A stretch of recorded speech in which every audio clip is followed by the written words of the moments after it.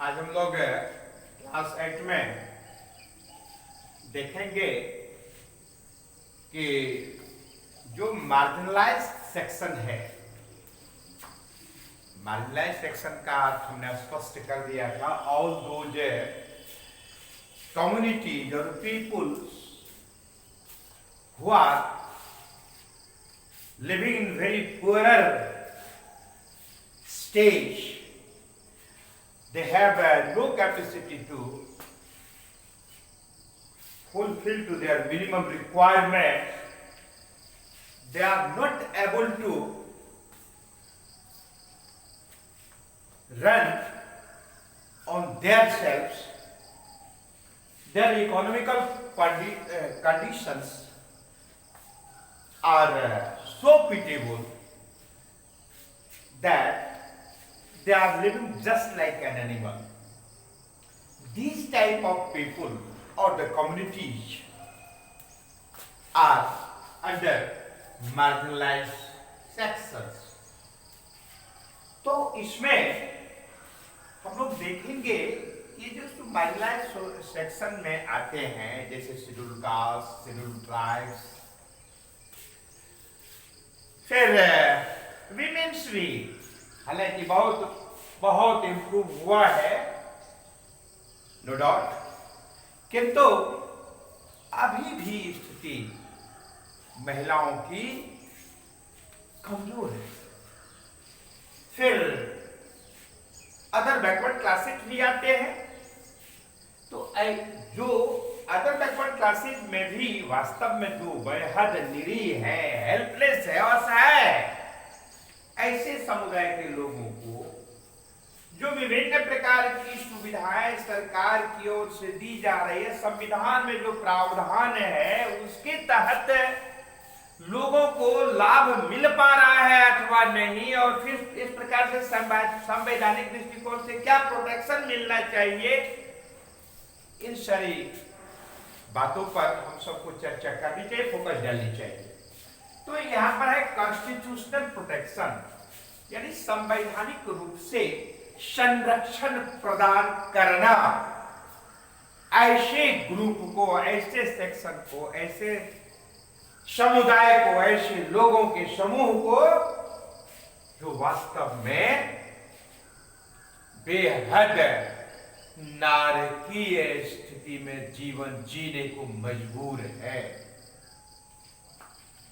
तो संविधान में जो प्रावधान है, संविधान के द्वारा जो अधिकार प्रदान किए गए हैं, उसका अक्षरशः पालन हो रहा है अथवा नहीं। How do people understand about what are their rights while they are illiterate? निश्चित रूप से ये कहा जा सकता है कि उसकी क्या फंडामेंटल राइट्स है, क्या ड्यूटीज है, they are illiterate, then how can they find out, will understand about the fundamental rights and duties? It is most necessary, firstly provides more and more education, शिक्षा को अधिक से अधिक प्रचार प्रसार कर इसके बीच में लोगों को साक्षर बनाकर उसके क्या अधिकार है, संविधान के द्वारा क्या क्या संरक्षण प्रदान किए गए हैं, इन सारी बातों को फोकस डालना है, बताना है, ताकि वो भी सम्मान पूर्वक जीने का हकदार बन सके। इस प्रकार का संरक्षण की आवश्यकता ऐसे समुदाय के लोगों को है। बहुत पहले, अब तो क्योंकि लोगों में अवेयरनेस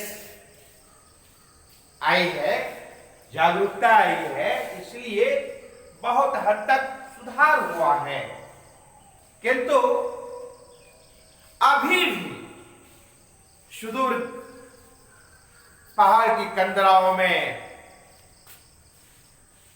जो बिल्कुल सामाजिक धारा से अनटच है, ऐसे लोगों के बीच में आज भी बेहद यदि अवलोकन करेंगे तो पता चलेगा यह बेहद नाजुक स्थिति बनी।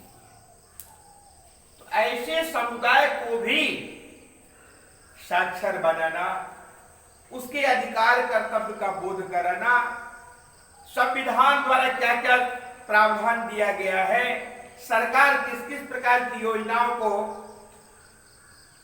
लागू की हुई है, इसके लिए क्या क्या सुविधाएं दी जा रही, तमाम बातों को बताना, उससे लाभ दिलाना, ये सारी बातें इसके अंतर्गत आती हैं। 19th सेंचुरी की बात है, जो सामाजिक जो कुरीतियां थी आज भी यदा कदा देखने को मिल जाती है, कुरीतियां, इसका घोर विरोध किया गया था। स्वामी दयानंद सरस्वती ने इस प्रकार की कुरीतियों पर जबरदस्त कुठाराघात किया और आवाज उठाई कि ऐसे समुदाय के लोगों को जो अनटच है, पहले ऐसी मान्यता थी, ये तो इतिहास बन गया है कि लोग एक दूसरे को जो तथाकथित अपने को सवर्ण मानते थे,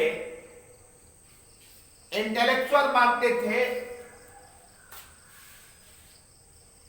निरीह समुदाय लोगों के बीच में अपने आप को देखना पसंद नहीं करते थे, यहां तक कि उनको छू देना ही पाप समझते थे। यानी कि यदि स्पर्श हो गया, टच हो गया उसके शरीर से, तो वो अपवित्र हो जाएंगे। बताइए इस प्रकार की कैसी कुत्सित मानसिकता थी ऐसे समुदाय के लोगों में कि यदि कोई दलित को, शेड्यूल्ड ट्राइब्स को टच कर देंगे तो वो अपवित्र हो जाएंगे। ये तो घोर हास्यास्पद बात है। तो इस प्रकार की जो अनटचेबिलिटी थी, आप लोग को याद होगा हमने कभी चर्चा के क्रम में कहा था, आर्टिकल 17 के अंतर्गत अनटचेबिलिटी को एबोलिश कर दिया गया, समाप्त कर दिया गया है। यदि कहीं इस प्रकार का भेदभाव किया जा रहा है, वैसे व्यक्ति अथवा समुदाय दंड के भागी है, उन्हें जेल दिया जा सकता है, उन्हें सजा दी जा सकती है। इसीलिए इस प्रकार का भेदभाव को पूर्णतः बंद कर दिया गया है। इसलिए जहां कहीं भी यदा कदा देखने को इस प्रकार की स्थिति है, उसका घोर विरोध होना चाहिए और इस कुप्रथा को समाप्त कर देना चाहिए। तो इतना ही नहीं, पहले ऐसे समुदाय के लोगों को शास्त्रों का अध्ययन से वंचित रखा जाता था। इस पर भी जबरदस्त कुठाराघात किया गया है। ये स्क्रिप्चर जो आप देख रहे हैं क्या है, वही है। टेम्पल्स में यानी मंदिरों में प्रवेश वर्जित कर दिया गया। क्यों भाई? कि सवर्ण अपने को तथाकथित श्रेष्ठ कहने वाले, क्या उनके शरीर में जो ब्लड सर्कुलेशन चल रहा है वो क्या लाल है और बाकी के शरीर में क्या काला है? कहते ही नहीं।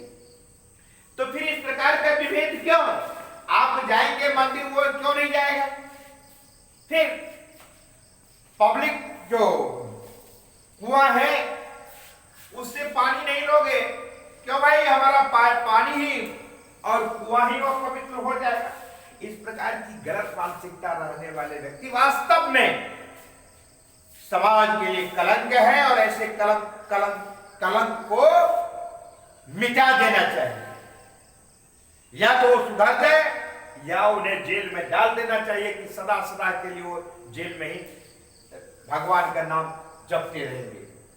इसलिए इस प्रकार का जो प्रतिबंध था उसको समाप्त कर दिया गया है और जहां कहीं भी इस प्रकार की कहीं से बू भी आए तो तत्क्षण आवाज उठनी चाहिए और इस कुप्रथा को सदा सदा के लिए समाप्त कर देना चाहिए। आपको याद होगा स्वामी विवेकानंद ने कहा था, क्या कहा था? स्वामी विवेकानंद ने कहा था कि give every man his due, यानी प्रत्येक व्यक्ति को स्वतंत्र छोड़िए अपने अपने कार्य कर्तव्य को करने के लिए। क्यों? ताकि व्यक्ति स्वयं अपना व्यक्तिगत डेवलपमेंट कर सके, किसी प्रकार का प्रतिबंध नहीं रहे, पूर्ण आजादी के साथ विभिन्न कार्यों को करने के लिए वो स्वतंत्र हो, अपने बेटर इंप्रूवमेंट के लिए, डेवलपमेंट के लिए अपना कार्य करे, इस प्रकार के किसी प्रकार का, ताकि उनका अधिक से अधिक विकास हो सके। दयानंद सरस्वती ने कहा था। फिर ज्योतिबा फुले ने भी इस प्रकार की आवाज उठाई थी कि समाज में जो इस प्रकार की कुरीतियां हैं, अनटचेबिलिटी है, इसको दूर करना आवश्यक है, अन्यथा देश का कतई विकास नहीं हो सकता है। स्वयं गांधी जी ने कहा था, क्या कहा था, कि जिनको आप दलित कहते हैं, जिनको आप शेड्यूल्ड ट्राइब्स कहते हैं, जो समाज की विभिन्न धाराओं से बिल्कुल अलग रखना चाहते हैं जिनको, अरे भाई वही तो हरिजन है। हालांकि अब हरिजन पर भी प्रतिबंध लग गया है, हरिजन शब्द नहीं कहना है। उन्होंने अच्छा दृष्टिकोण दिया था गांधी जी ने, हरिकजन, यानी साक्षात नारायण के द्वारा वो भेजा गया वो रूप है। एक कभी हम लोगों ने पढ़ा था, आप लोग भी कभी पढ़ेंगे, कि कंगाल ही कलयुग का कली अवतार है। लोग मंदिर, मस्जिद, गुरुद्वारा, गिरजाघर आदि जाया करते हैं, वहां पर क्या है कि भटकते रहते हैं, लेकिन वो स्वयं अपने अंदर में झांक कर नहीं देखते। आज के कलयुग में दरिद्र ही नारायण का रूप है, इसलिए दरिद्रों की सेवा करना चाहिए, अधिक से अधिक सुविधा प्रदान करना चाहिए, उसी से व्यक्ति को सुख और शांति मिलेगी, उसका कल्याण होगा। इस प्रकार का उच्च विचार हर किसी व्यक्ति को रखना चाहिए। तो give every man his duty, स्वयं स्वामी विवेकानंद ने कहा था कि प्रत्येक व्यक्ति को उनका स्वयं के स्तर पर रहने, उठने, बैठने, सोने, जगने और उनके अपने क्रियाकलाप कर्तव्यों को करने में पूर्ण आजादी दीजिए, विभिन्न प्रकार का संरक्षण प्रदान कीजिए। ढेर सारे ऐसे समाज सुधारक हुए जिनके बल पर आज देश में जो विभिन्न प्रकार की कुरीतियां थी, उसमें बहुत हद तक उसको दूर करने का प्रयास किया गया। अभी भी यदा कदा जहां कहीं भी देखने को मिलता है, कहीं भी ये अक्सर सुदूर देहाती एरिया में कहीं कहीं देखने को मिलता है। तो ऐसी स्थिति में चाहिए कि जहां पर भी इस प्रकार की सामाजिक बुराइयां हैं, कुरीतियां हैं, सामाजिक कलंक है, इसको मिटा देना चाहिए। संविधान में इस प्रकार का प्रावधान है कि ऐसा किसी भी स्थिति में ये क्षम्य नहीं है, उसके विरुद्ध आप कोर्ट को जा सकते हैं, उन्हें सजा का प्रावधान है। इसीलिए संवैधानिक दृष्टिकोण से इस प्रकार का संरक्षण प्रदान किया गया है, ताकि किसी भी स्थिति में ऐसे कमजोर वर्ग के प्रति के साथ अन्याय न हो, उनका शोषण नहीं हो, और वो भी समाज की विभिन्न धाराओं के साथ कंधे से कंधा मिलाकर आगे बढ़ सके, उसका भी विकास हो, प्रगति हो, और सरकार के द्वारा जो भी सुविधाएं प्रदान की जा रही हैं उसका अक्षरशः उन ऐसे सुदूर देहात में और ऐसे निरी व्यक्तियों को 100% उसका लाभ मिले, इसका हर संभव प्रयास होना चाहिए। तो इस प्रकार से constitutional protection to the marginal section के अंतर्गत इस प्रकार की सुविधा की बात की गई है, उसके संरक्षण की बात की गई है। शेष अगले दिन के कक्षा में हम लोग चर्चा करेंगे आगे का अंश को। आज इतना ही, धन्यवाद।